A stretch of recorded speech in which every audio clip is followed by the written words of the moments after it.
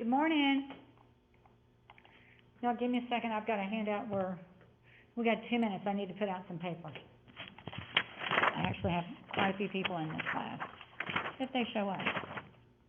1, 2, 3, 4. 1, 2, 1, 2, 3, 4. See. Okay, that works.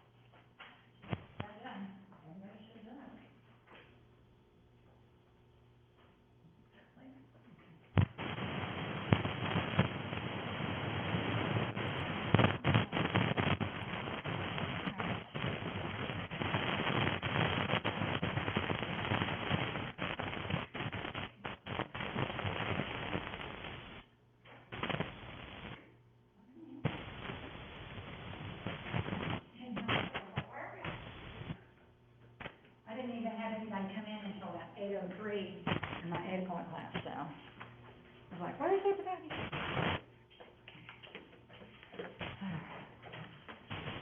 No. That's whoever sits there, that's their documents. And please notice how they're sat at tables, okay? I was handing them out.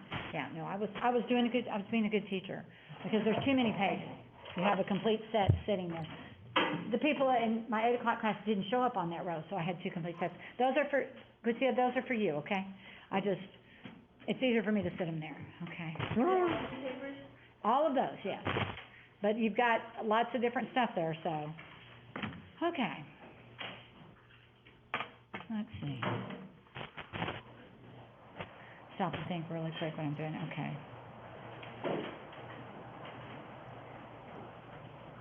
Okay. So, we had the narratives were due. It looks like I got almost all of them in. I'm just missing one narrative, so that's awesome. I'm glad to hear that, or see that. Just realize that for some reason I skipped doing week 5. All you have in week 5 in your content are the handouts. I've got to put some more stuff in there, like what's coming up. And also, I need to add in, I don't even have the checklist in there. Normally I do. I guess I was working weirdly when I was doing this. That's all I can say. That's my excuse. I'm sticking with it, but it's not a group. Oh, that was not what I thought it was. Okay. So we're going to talk about compare and contrast. We're going to go over methods of organization, and then I'm going to go over some possible topic lists for you, okay? So I was going to say all of those, there's a bunch of papers, okay? Help her out. Kutia, there's also, any paper over there is yours, okay? It's all yours. You guys messed it up reaching for it. That's why, last year I would have let you do that, but this year, I've had COVID, I've had my shots.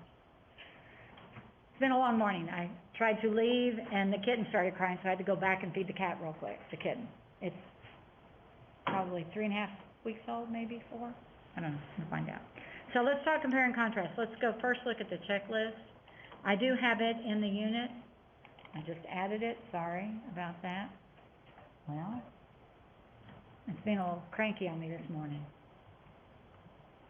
Okay, so what we're going to do today is we're going to go over the handouts about compare and contrast. We're going to look at the topic list. Tomorrow it says review subject, verb, pronoun, antecedent agreement. You have some papers. We're actually going to go over it on Thursday, and right now I have it scheduled for Friday, but I'm thinking I might back it up and make it a different day for that test because I haven't given you enough time. I have too many things going on, and I want to slow down just a little bit. But on Thursday, we are actually going to maybe work on some student samples, or we will look in the text. But we will have our first time going over subject, verb, pronoun, antecedent agreement, which I think having it on Wednesday and having the test on Friday is a little bit too much. So let me make a note of myself to switch that. No.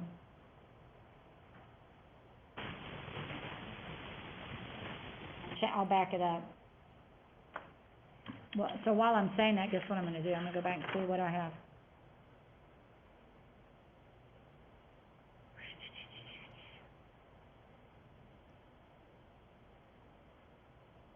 We might have would you guys be heartbroken to do a grammar quiz on a Wednesday? When you're not in class, would that be okay? Because that's probably what I'll have to do is move it back to Wednesday of next week to give you a little bit more time. Okay, and then you're going to have to turn in an outline form, one of those, worth 25 points of what you might be doing, what you're going to be doing your compare and contrast essay on. And I had somebody as late as, that was you. You wanted to change your topic like on Saturday, is that right?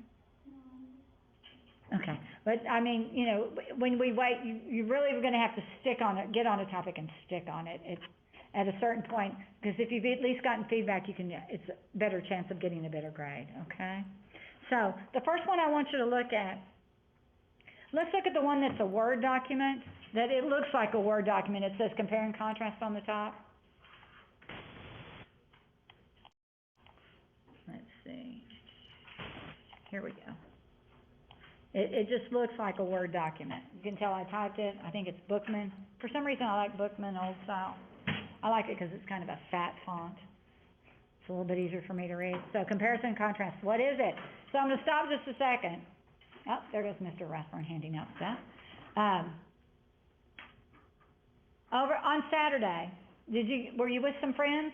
And did y'all sit around and say, hey, what are we going to do this weekend? What do we want to do tonight? Do we want to go to the fair? Do we want to go to a movie? Want to go out to eat? Well, if you go to the fair, you can go out and eat, right? But so you sit there and you say, okay, well, let's go to a movie. What movie do you want to see? Well, I want to see this. I've heard this is good. I've heard this is good. We do, and so you start comparing and contrasting your options on what you're going to do. So we use compare and contrast all the time, though we don't really know it. You go in the grocery store. This is me. And I have to consider, my husband's diabetic, so now when I buy stuff, I have to read the dadgum labels. What's in them? So I have to compare and contrast this spaghetti sauce with this spaghetti sauce. And it's amazing how much sugar is in spaghetti sauce and carbs. I mean, honestly. And that's not good for somebody who's diabetic. So it's one of those things. So we're constantly comparing and contrasting. We tend to associate it more with big things than we do small things, but it's something that we do daily in our lives. I flip on Netflix. Well, what do I want to watch on Netflix? I have to stop and think, which one do I want to watch? Which one suits my mood? That kind of stuff. So we do it a lot. So comparison shows how two or more things are alike, and contrast shows how they're different. Okay? So an analogy is a special form of comparing and contrasting. The good news is you don't have to do analogies on the SAT anymore. I always hated that. Hated having to teach it to high school kids because they didn't know enough words. They didn't know what words meant, so it's hard to do analogies if you don't know what a word means in the first place, so it's tough. But it is a way in which we make sense of our world. We put data or data, however you want to say it, side by side and figure out which one's better. And because it's central, a lot of times to what we're doing, they ask for it on essay exams. So when you're reading an exam and you've got an essay to write, look for certain words like compare and contrast. There's a pretty good clue that that's what you're doing. Similarities and differences, relative merits, advantages and disadvantages, those are kind of good clues. Even when the assignment does not state one of those, you can kind of tell that that's what they're after. When you evaluate, you frequently use compare and contrast. Whether you're talking about courses or instructors in college, did any of you go to rate your professor to see what it says about them? Well, the reason I'd be leery about that, because normally it's only professors that people don't like to get rated, because you're mad at them because you didn't make a good grade. So you put bad things about them. That tends to be what it is. Cars, healthcare options, I sure you got. Sure. Let me turn that down. I'm getting email is what I'm getting. I'm sure you worry about healthcare options all the time, right? But a basis must exist before comparing and contrasting. The two or more things must have enough in common to justify the comparison. So I'm going to give you, here's an example of a comparison. I have an orange in this hand, virtual. I have a washing machine in this hand.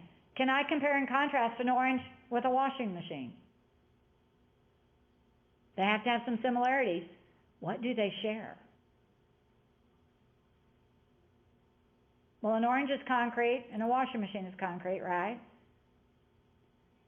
That's full of juice. That's full of water, but that's not kind of the same thing. I cannot write a compare and contrast. I cannot literally do it. They just don't share enough. But if I'm going to talk about two cars, so let's talk about a Mustang and let's talk about a Corvette. They share a lot of similarities. They have wheels, they have engines, they have bodies, they have windows, they have windshields, they've got brakes, okay? So the things they share are pretty much standard on all cars. The things they don't share might be the body, the style of the car, the horsepower of the engine, the cost of the car. Which one's going to cost more, Mustang or Corvette? Corvette. If I'm talking about insurance, surprisingly, the insurance on the Mustang may be more than the insurance on a Corvette, because the most frequent driver of a Mustang is going to be 16, 17, 18, 20, 25-year-olds, and on a Corvette it's going to be some old man trying to look young again, and he's going to be considered a safer driver. And we know, sad to say, teenage male drivers, boy, that insurance is expensive, isn't it? So now we're seeing that maybe differences are going to be what you really are examining when you're talking about compare and contrast, okay? So it should lead beyond the obvious. We're not, the tires on you're not going to have the same tires on a Mustang that you're probably going to have on a Corvette. But I don't know. I'd have to go do some research. So when two subjects are not very much alike, you may find that the similarities are worth discussing. So points for discussion. After deciding what subjects to compare and contrast, and you have lots of leeway, and you do not have to clear what you're going to compare and contrast with me unless I bothered to say in class, you can't do this topic off of the topic list. But some of the topics are just too elementary. It's like comparing red and green. I'm sorry, we do not need to compare and contrast colors, okay? We just don't need to. Or fruits and vegetables, or alligators and crocodiles, okay? They're going to show up on the list because I made the list several years ago and I don't bother to update it. But I'll tell you, you can't do them, all right? So make sure, though, that you treat the same or at least similar points for each subject you discuss. You have to treat them equally. So developing a thesis statement. It should tell your readers what to expect in your essay, identifying not only the subjects to be compared, but also the points you're going to make about them. To choose between a Mustang and a Corvette, a reader must, a consumer, the buyer, must look at this and this and this to decide which fits their needs, okay? The thesis statement will also indicate if you're focusing on similarities or differences. Yes, you have to have insurance on a car, and you have to pay for a car, but the differences are what's important in those. The Mustang's going to cost less, right, though the insurance might be more, things like that. The thesis statement should highlight the essay's central concern by presenting it in the independent clause, that's the complete sentence, versus the dependent clause. All right, so here's a comparison then, and there's two basic methods. There's block and there's alternating, okay? These are the methods I want you to use, block or alternating. Alternating is also called point by point, but block is like this, and I chose to do it over Star Trek and Star Wars.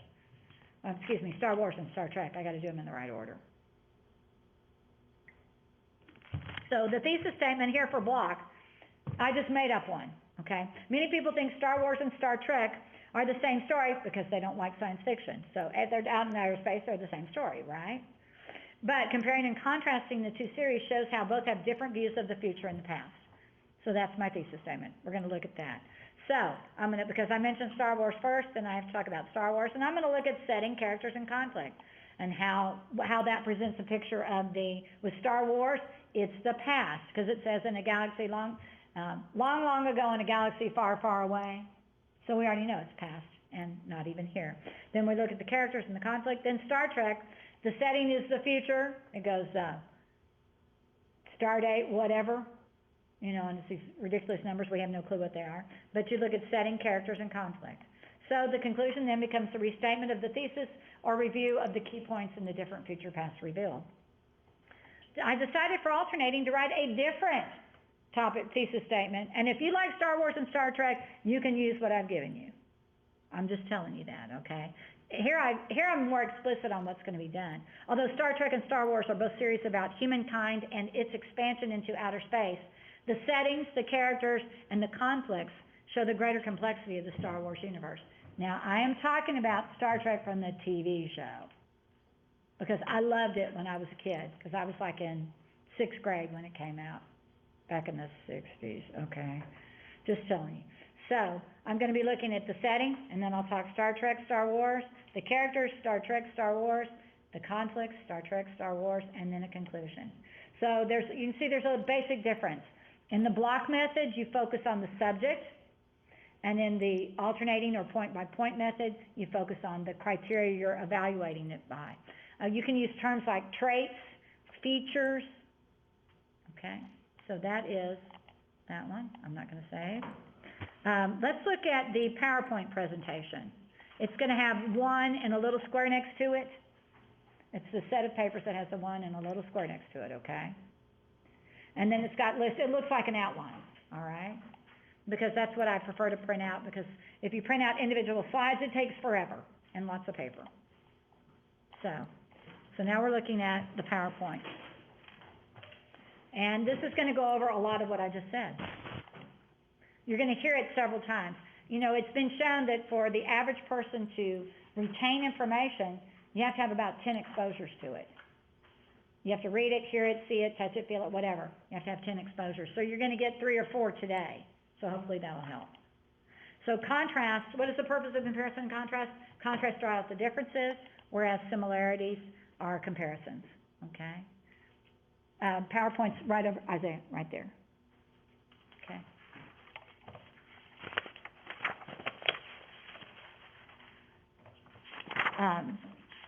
Hold on. So it can demonstrate how one subject is superior in some way to the other, or it demonstrates how two things which appear dissimilar are actually similar. Oof. Okay. I'm multitasking here.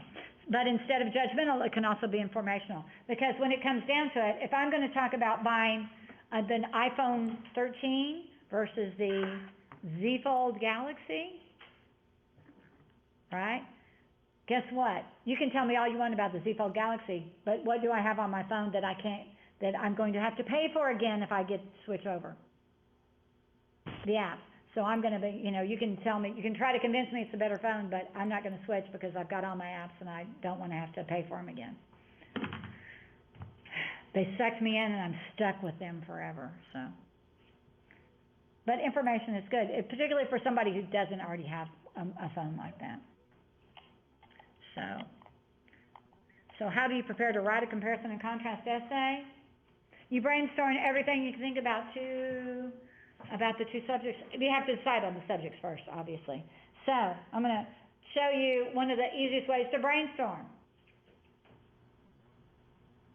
And you maybe have seen these before because these happen to be one of the favorite graphic organizers for most high school, middle school, and elementary school teachers. It's called a Venn diagram, okay? You have 2 circles because I'm dealing with 2 subjects. So I'm just going to put Mustang up here. I'm going to put Corvette over here. So this is what they share. That's their similarity. So that's going to be tires, engine. You don't have to write this down. Engine, windshield, brakes, okay? So this is what's shared. So I'm not gonna write about that because those are all the things that are alike. Over here, everything outside of that shared part's gonna be what's different about it. So we're gonna have the body look. I don't know, the look of the body, whatever you call it. The body look is different. This is much more low. They're both sports cars, but one's more power. We have the engine. Now it has an engine, but I'm looking at, I can't even, E-N-I-N-G-I-N-E. I say I can't even spell engine. Engine, don't you have the horsepower, which is the CCs, right? Help me out, people. I don't know. But they have different powers in their engines. They have different, add-ons, all those things. You know, I could make a list of all the different things. But this is what's gonna be more interesting, it's gonna be those differences. I could put in here, yes, you have insurance, but what does it cost? So I'm gonna look at similarities, the cost of the car, which one's gonna cost more? Corvette, insurance is more. So see, that's what a Venn diagram allows you to do. The other option that you can do is sometimes just a list would help. You could go Mustang, that, like that, and just, what do you see about a Mustang? What's cool about a Mustang, okay? You might, when you're talking about cars, you might even think about cost of repairs. Which one's gonna cost more to repair? That Corvette, okay? So, that's what brainstorming does. It's one way for you to figure out what you know about the subjects. And I did have somebody in my 8 o'clock class say, can we do research? I said, yes, if you need to find out some information. He goes, do I need to cite my sources? If you quote them, and it's not something that I might know, yeah, you gotta give me the source. So, you identify the points that are relevant to both subjects. So yes, all cars have to have insurance, okay? Establish a dominant idea, whether it's going to be what they share or what they don't share. And select those traits to focus upon based upon the dominant idea. Traits, features, criteria, evaluative criteria, that allows you to a lot of areas, go to a lot of different thoughts. Those are the things that you're analyzing, the features you're analyzing within your subjects. And be sure these traits are subject to the purpose, what you're trying to accomplish. So writing the thesis statement. Decide to what extent you're going to stress the similarities or the differences. And it's best if you list what you're going to be evaluating by in your thesis, okay? So you create a thesis statement that reflects your decision. And now, here's some weak thesis statements. I'm going to see if this will work. I was able to write on this yesterday, and now today it's not allowing me to write. Once again, I've done something to the programming in Office. No, it's not allowing me to do it. Here's a weak one. Put an X on this. You should have these statements on your PowerPoint, right? They are both somewhat alike and somewhat different. That's a crummy. That's bad. That's why it says weak. Those are bad, okay? The second one, I can see some similarities and some differences too. First off, you're not going to use I in it no matter what. This is not a first-person essay. This is going to be third person, compare and contrast. And both of them involve only a single similarity, no differences. You've got to have more than some. It would help, guys. Tell me. Let me put it over there. There we go. They're both somewhat alike and somewhat different. So these are all bad. Do not use those. Somebody will use one of these because they don't bother to listen or pay attention or read. Okay, those are bad. The others are. The next two are better. These are stronger ones. The first one says Ralph and Jack have very different leadership styles and motivations, which leads to the eventual chaos and anarchy on the island. Were any of you fortunate enough to read The Lord of the Flies? These are the two leaders of the boys. And it's World War II, isn't it? And you don't remember? I think it could have been World War I. I don't even remember either. It's been a long time. But basically these boys, a bunch of boys from a private school are on a ship and it's sunk and they're on this island and they go Hunger Games on each other, is what they do. So the weak do not survive on this island, okay? Only the strong survive, you know. So that's, if you're going to be doing literature, that's what you would do. The next one, put a star by this one. This one you can use for almost any topic we have. You just might have to change criteria. In order to make a decision between the Honda Civic and the BMW, consider the following criteria: price of the vehicle, average mileage, and price of insurance. There's your three criteria, and you're going to look at the Honda Civic and the BMW. Or I could say the Mustang and the Corvette, couldn't I? And it would work. Or I could say iPhone 13 Pro and default Galaxy.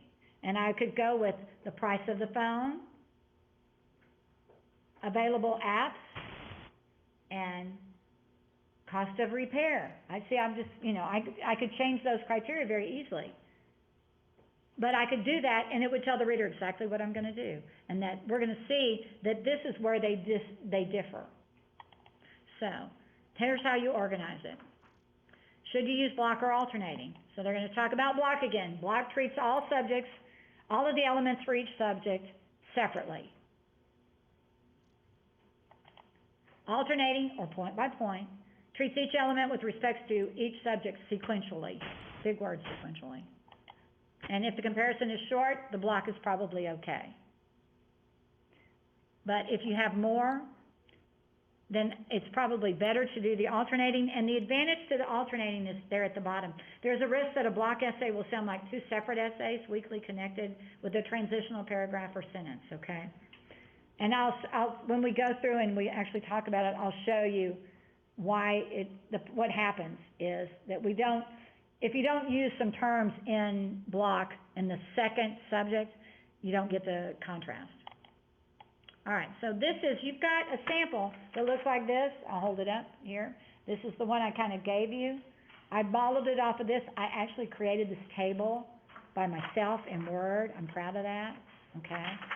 But what I want you to realize is on this one, right, the only thing I didn't add that I should have is right up here in this corner, I want you to write the word subject.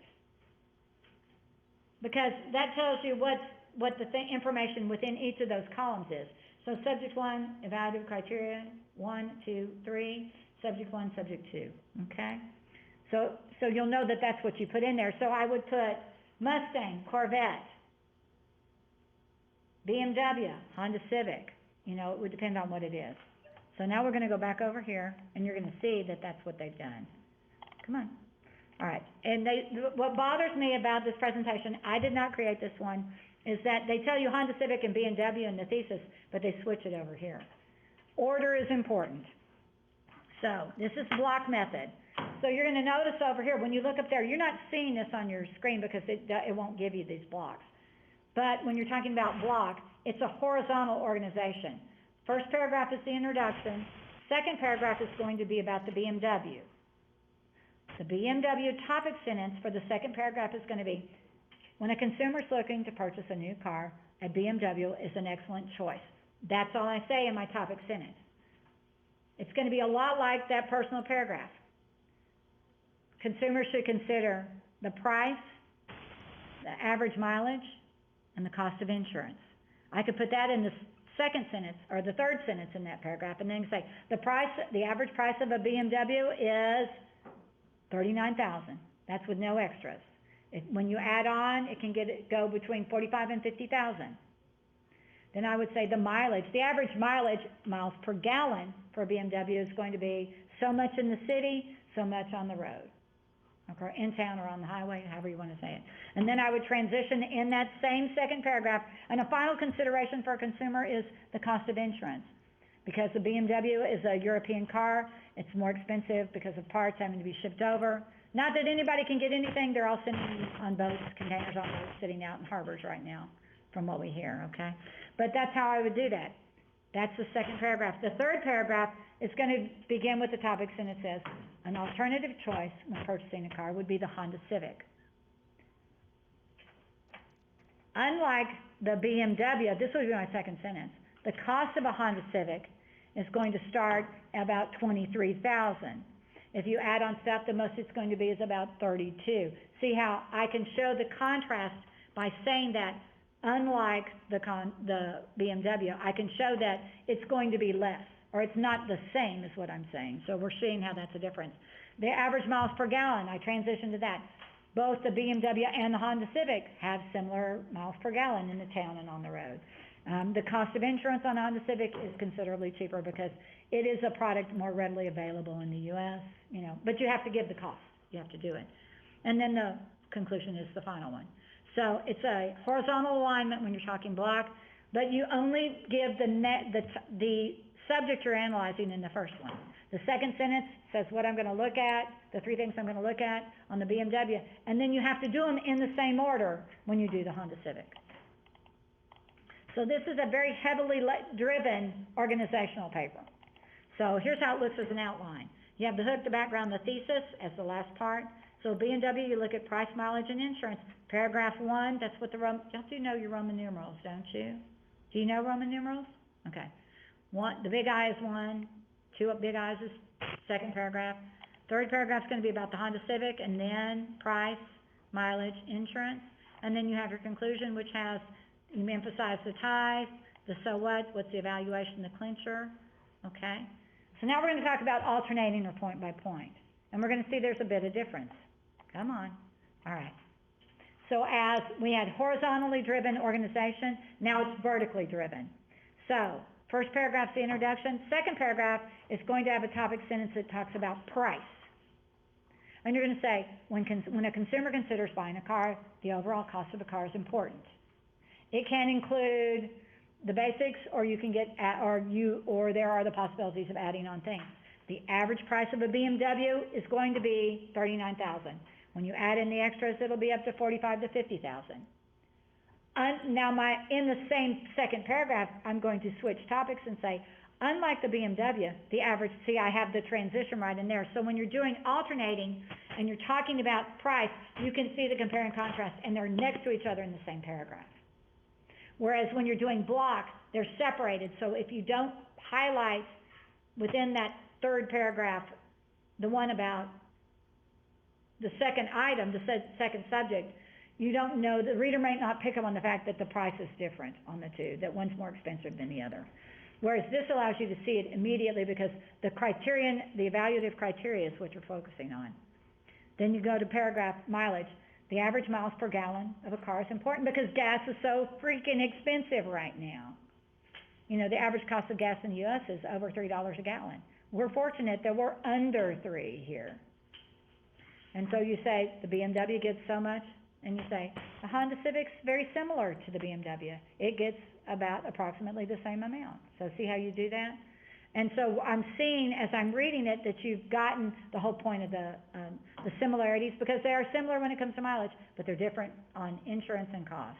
And so the fourth paragraph just talks about the insurance on a car is very important in case of repairs or an accident. So you're going to find out the insurance for a BMW is more expensive, and it's a little bit cheaper on the Honda Civic. So that's what it looks like. So this is, in essence, I'm wanting you to do this either for block or alternating when you come up with your topics. So here's what it looks like in the outline form. Paragraph 1 is the introduction. Same thing there. Introductions and conclusions don't change. Second one, it focuses on price, and then you do the BMW, the Honda. Third is mileage, BMW and Honda. Fourth is insurance, BMW and the Honda. And then conclusion, and it's the same conclusion. So that's what organization looks like. And you can see it 2 different ways, an outline versus the graphic organizer. In my mind, this is a little bit easier to figure. So if you're going block, all you would have to do is, if I say, I'm going to do block, that's what I've chosen to do, I want to write a block one, then I just need to remember that everything's it's going to feed, always feed this way on block, whereas on alternating it feeds this way. And it kind of makes sense, doesn't it? You've got a little bit of room at the extra in case if you needed a 4th point, because your assignment has changed. You've gone from 500 words on the narrative to 600, 20% longer on this one, okay? So you've got to have more information. You can't just jump to, you can't short yourself is what you can't do. Okay, let's go back. We're almost done, I think. So what's the rule of thumb? These are important. A rule of thumb. It's kind of crazy. Be sure to discuss both subjects equally in terms of coverage. You have to treat them equally. You can't do the orange in the washing machine where I can talk about all the wonderful features of the washing machine, but I can't talk about, because I don't have that much to talk about with an orange. You've got the outside, the inside, the juice, maybe some seeds, right? Be sure to discuss the same elements for each subject. Do not discuss one element for one subject and not do so for the other. If I'm going to talk about insurance, I can't skip I can't talk about insurance on the BMW and not talk about it on the Honda. You have to, if you're going to talk about the size of the car, the size of the engine, you have to mention it for both. You cannot discuss something unless you talk about it for both. Now the problem is, what if you've got something and they really don't have it? I buy a flip phone that has no apps. Then if you're going to compare a flip phone to an iPhone, you're going to have to say, one of the issues with a flip phone is that you can't get any apps for it. You can't even text message. You have to at least say something about it, okay? And decide either upon block or alternating arrangement, do not mix. What will happen is somebody's going to write the block paper, and they're thinking they're focusing on differences, so they'll talk, here's the block, there's the BMW, here's the Honda Civic. Now I'm going to have one more paragraph where I talk about their similarities. No, you don't do that. Everything you're dealing with is only in the block is in those two body paragraphs. I don't want to see a similarities paragraph on its own or a difference paragraph on its own. And so have a clear purpose to achieve. All right, so the indicators allow the reader to know if you're doing compare or contrast. And that's really what this says. So here are some examples. So when you're talking about compare, you have also as in the same way. You've got this list of words. So you can see that that means similarities, doesn't it? Interestingly enough, in the contrasting, they tend to be subordinating conjunctions, conjunctive adverbs, or coordinating conjunctions. It's kind of crazy when you look at the list. They all look similar to us. And the last one is whereas. Okay? So that is that. All right. I do have a video to show you. I know you're thrilled. This is my Canadian friend. I don't know him. I just think he's my friend. He feels like he should be my friend. Hold on, let me do it.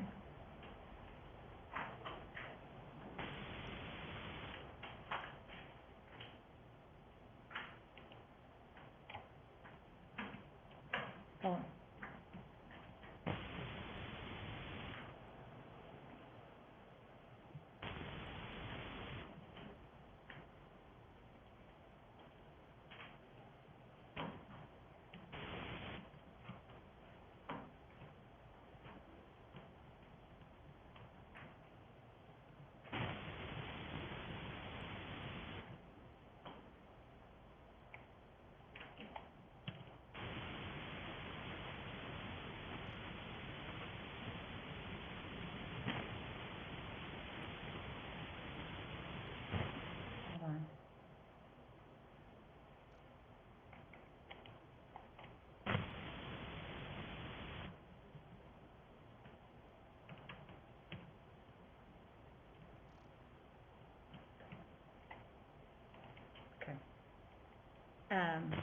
Let me go find the video. Oh, there it is. Up here.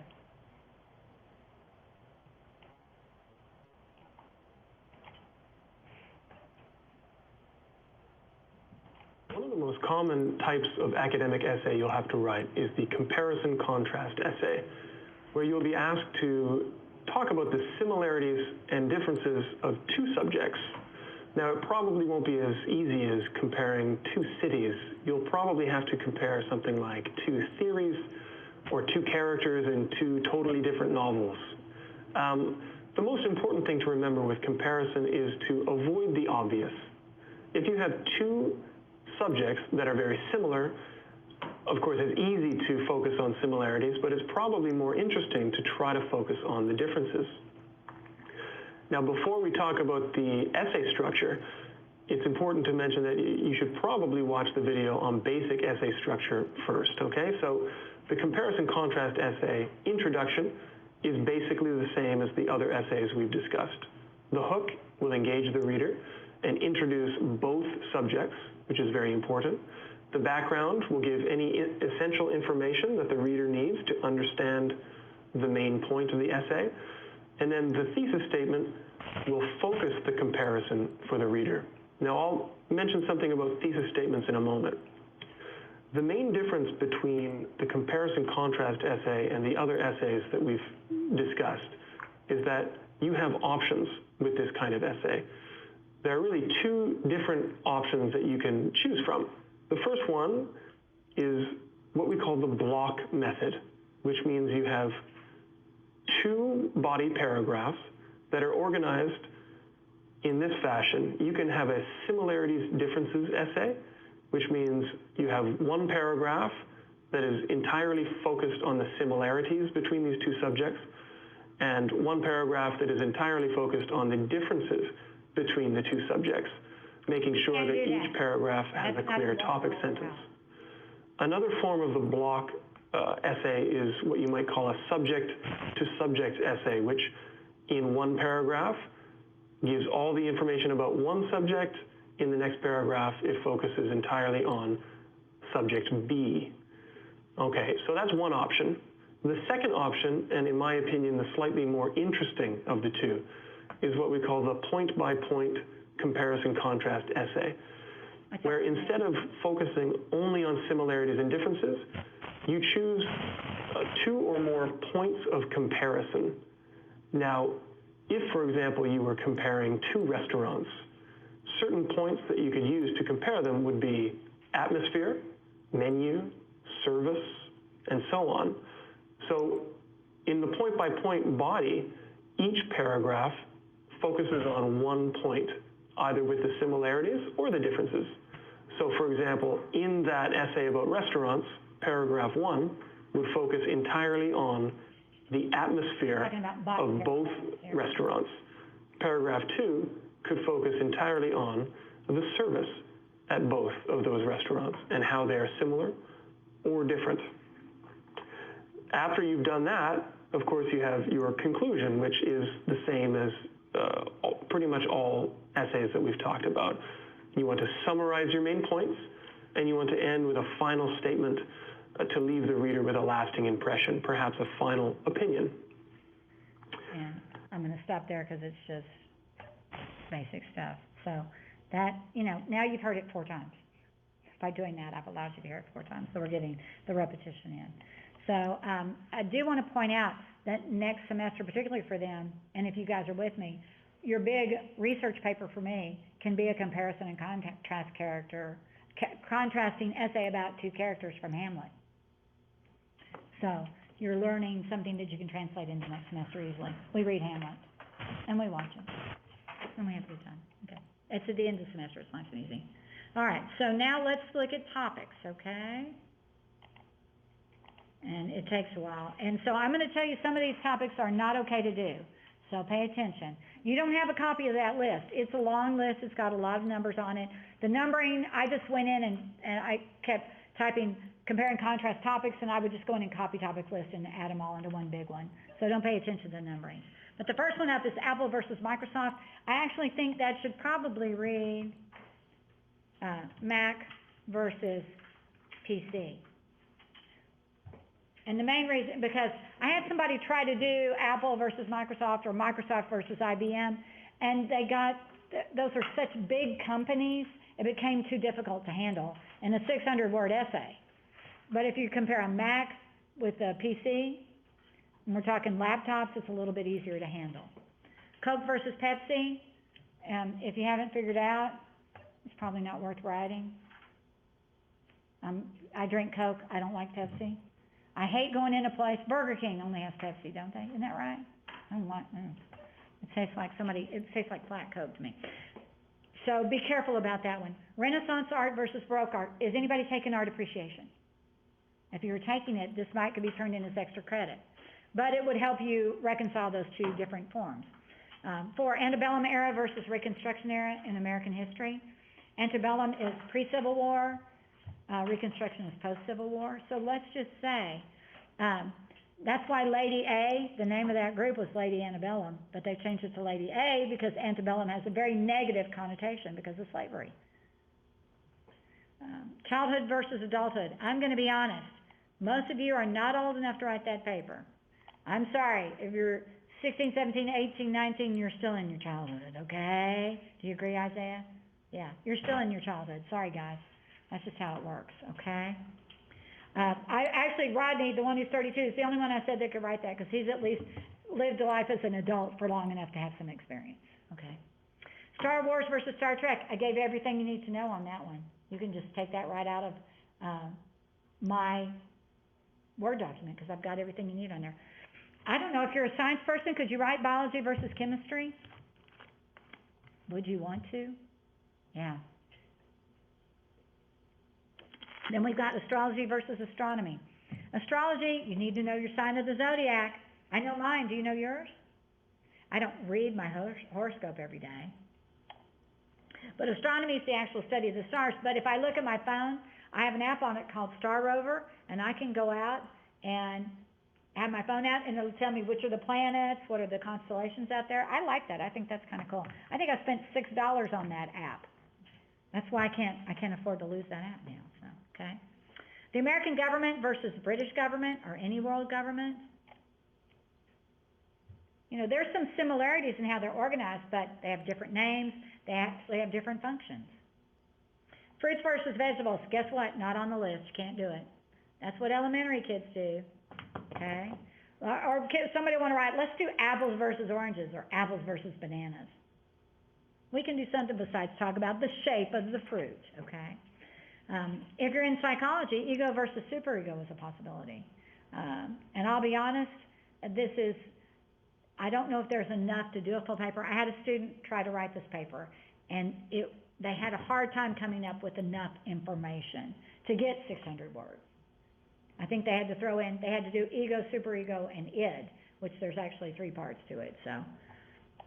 Christianity versus Judaism or any world religion. Most of us know about Christianity, but you'd have to probably do some research on Judaism. You can't go by what's said in the Old Testament about the Jewish people. That's not necessarily, they're practicing some of that. They're not sacrificing all those animals anymore. That's the good news. Okay? Republican versus Democrat. I'm sorry. I got this last year because we were in the middle of a political, the presidential campaign. I could care less. I think they're all crooks and half idiots, okay? That's just how I feel about them right now. I'm sorry. It doesn't matter what they are. It doesn't matter what, Republican or Democrat or independent. Anybody that can vote themselves in and get free lifetime health insurance for the rest of their lives and, they serve 4 years or 2 years and I'm sorry. I think we need to do some term limits on all of this stuff myself. Okay, sorry. Monarchy versus presidency. The problem with the monarchy in England is that they don't really serve as the rulers of the country. They are titular rulers. It just means they rule in name only. They can't declare war on another nation. They can't do anything like that. The power rests with the House of Commons and the House of Lords. U.S. President versus U.K. Prime Minister, a little bit better job, but then you'd still have to do research on that. If you're into music appreciation, jazz versus classical music. And some of you, if you like 2 types of music, that might be a way to go. But you might not want to do jazz versus classical. Soccer versus football. Somebody's going to write this paper for me. I know it. Because by golly, we know football. And we think we know soccer. Because we've seen it on TV for the Olympics, right? But it's okay. I don't mind getting this one. If we write better, but just remember, just because you know a lot about football doesn't mean you can only talk about football. You have to treat them equally. So you better watch some soccer because soccer's all over TV. You can't miss it. The New England colonies versus the middle colonies or the southern colonies, guess what? Yuck. So much, you would have to talk about climate, environment, because that's obviously the New England colonies, the weather's going to be different there than it is in the middle colonies or the southern colonies. And who settled them? So I could think of some categories, but I don't know. Cash versus credit cards, pretty good one, particularly if you're a little bit older and you've got some credit card debt. Cash is better. When you pay cash, then you have to worry about it. All right, this is Sam Gamgee versus Frodo Baggins. That's from The Lord of the Rings. Your conference is scheduled to end in 2 minutes. I know it. My daughter's middle name is Arwen. She was named after a character from that. I read this, the first time I read all of these, I was in like 6th grade, 5th or 6th grade. So, just warning you. Okay, and that goes along with the next one, Gandalf versus Dumbledore. Yeah, we all know Dumbledore. He's the headmaster at Hogwarts. So we think we know him. Well, I know him too. You have to be considering that I know it, so you can't just kind of half-ass your way through it, because I know it. I know, yeah, but if you write about cars, I'm gonna be up a creek, okay? So they're telling you, write about cars, she doesn't know anything, yeah. Fred versus Shaggy, that's Scooby-Doo. You know, and, you know, the characters for Scooby-Doo were created in the late sixties, early seventies. And let's just say Shaggy was a pothead, okay? He still is, right? You know, all the versions. Rap versus pop. There's a possibility, you know, because a lot of people like rap and pop. What you have to watch out for, though, is don't we have a lot of people that are crossing over? Don't you have rap showing up in pop music, rap showing up in country and western? So you can't do that. If you're going to talk about rap, you got to talk about strictly rap, strictly pop, or rap versus, or pop versus country and western. Except, I don't know. Has Olivia Rodrigo done any song that's happy? Or are they all about boyfriends who've dumped her? Aren't they? Traitor. I just heard that one. I was like, I just want to cry. She makes me so depressed. You know. So, but see, you know, you can do that. And that's considered pop music. Your conference is now over. Okay, Articles of Goodbye. Confederation versus U.S. Constitution. You'd have to know something about it. We're almost out of time. There's a lot more categories. Stocks versus bonds. You can't do mammals versus reptiles. That's just writing Jurassic Park. Okay. Oven versus microwave. Worst essay I ever got was on oven versus microwave. Somebody didn't pay attention, okay? So there are more topics. Please go look at the list. It's not all inclusive. You can go off it, but if you think there's any question, please ask me, send me a course message about it, okay? Because there are some topics I'm going to say, like alligators and crocodiles, just don't, because you've got to do research, because you just don't know the subtle differences in the noses, their habitats, you know, one's saltwater, one's freshwater, okay? Got to watch out for that, okay? So, that's it. And we will do some subject verb pronoun antecedent agreement, and we'll also, we're going to do something, so have access to your textbook. I think we'll work with the student samples in the textbook, for sure. Don't save, I got it.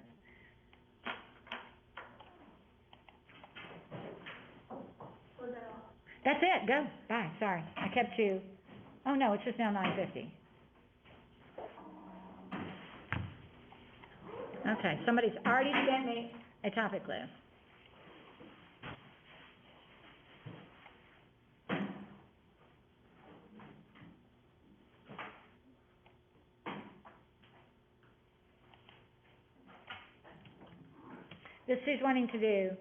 This person's wanting to do an anime version against World War II. That should be interesting.